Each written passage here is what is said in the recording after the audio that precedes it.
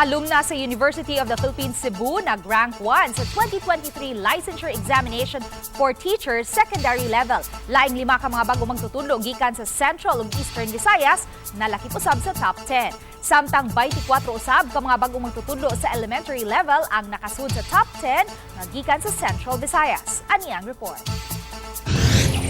Unom ka mga bagong magtutudlo nga gikan sa Central ug Eastern Visayas ang nakasud sa talaan sa top 10 sa bag-uhay lang nga gipagawas nga resulta sa Licensure Examination for Teachers. Sa passing rate nga 94.80%, nag-rank 1 si Trilby Vasquez nga gikan sa University of the Philippines-Cebu.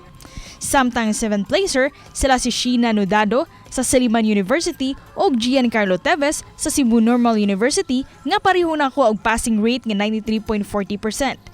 Ani ang laing tulo ka mga magtutudlo nga nakasud sa top 10 secondary level. Samtang sa elementary level, moabot sa 24 nga taga Central Visayas ang nanghawd sa top 10.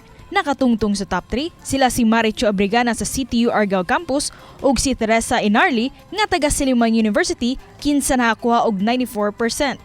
Anausab sa 4th placer sila si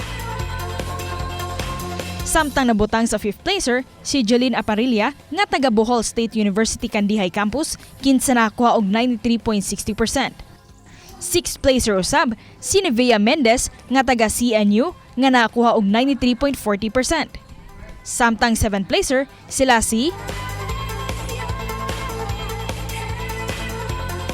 ug ania usab ang uban pang mga nakasud sa top 10.